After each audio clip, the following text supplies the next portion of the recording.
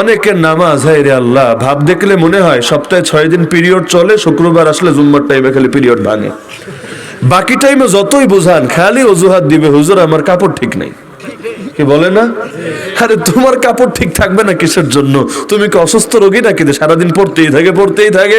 সুস্থ সবল একটা মানুষ জীবনে দিনের কয়টা মিনিট তুমি কাটাও বাথরুমে, তো ওই টাইমটা পাক আর পবিত্র হইতে পারলা না নিজেকে নামাজের জন্য রেডি রাখতে, তো মালাকুল মউত যদি আসে এই অবস্থায় মরতে ভালো লাগবে? তো যে অবস্থায় মসজিদে যাইতে পারো না ওই অবস্থায় কবরে যাওয়ার জন্য রেডি, তো হাইয়া আলা সালাহ শুনলে, হাইয়া আলাল ফালাহ শুনলে মসজিদে আসতে মনে চায় না।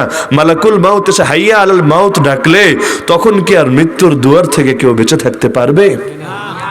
তো এখন সবরের 1 নম্বর প্রকারই হলো গুনাহ থেকে বেঁচে থাকতে হবে, যদিও বড় কষ্টের। গুনাহ প্রথম দিকে মানুষের নেশায় পরিণত হয় না, প্রথম দিকে 1বার 2বার ইচ্ছে করে কিন্তু করতে করতে করতে এক পর্যায়ে গুনাহ নেশা হয়ে যায়।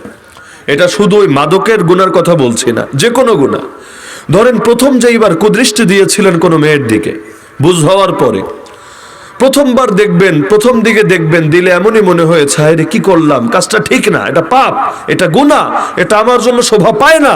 কিন্তু 1বার 2বার 10বার 20বার 100বার 200বার এখন ধীরে ধীরে গুনাহের চেতনাটাই মরে যায়।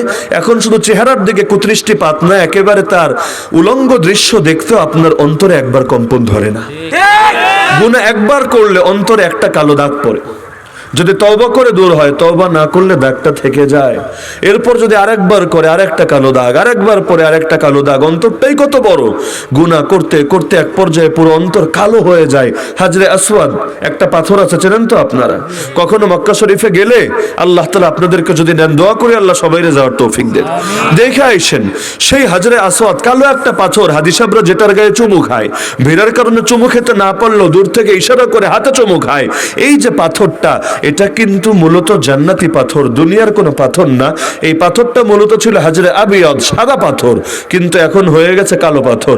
সাদা আবার কালো হলো কেমনি? কেউ রং করে দিয়েছে?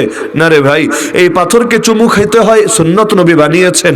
এজন্যে এই পাথরটা চুম্বকের মতো গুনাহ টানে, গুনাহ। যারা চুমু খায় তাদের গুনাহগুলোকে চুম্বকের মতো সে টেনে নিয়ে যায়।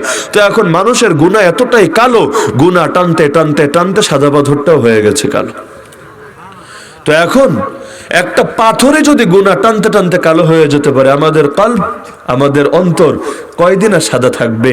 এই অন্তর পুরোটা কালো হয়ে যাওয়াকেই কোরআনের ভাষায় অন্তরে মোহর পড়ে যাওয়া বলে। সূরা বাকারার এই আয়াতটা শোনারই কথা, খাতামাল্লাহু আলা কুলুবিহিম ওয়া আলা সামাইহিম। আল্লাহ কানেও মোহর ফেলে দিয়েছেন, কলবেও মোহর ফেলে দিয়েছেন। কলবে মোহর পড়লে কি হয়? লাহুম কুলুবুল লা ইয়াফকাহুনা বিহা, অন্তর তো থাকে কিন্তু কিছুই বুঝতে চায় না। ওয়া লাহুম আয়ুনুল লা ইউবসিরুনা বিহা, চোখ থাকে কিছু দেখে না। ওয়া লাহুম আযানুল লা ইয়াসমাউনা বিহা, কান থাকে কিছু শোনে না। তখন গবাদি পশুর মতো, বরং এর চাইতেও বেশি নিকৃষ্ট হয়ে যায়। এতক্ষণ সাথে থাকার জন্য সবাইকে অসংখ্য ধন্যবাদ। তো সবাই লাইক কমেন্ট করতে ভুলবেন না, দয়া করে সবাই একটা করে শেয়ার করে দিবেন, আর সবাই ইসলামিক মিডিয়ার সাথেই থাকবেন। ধন্যবাদ সবাইকে।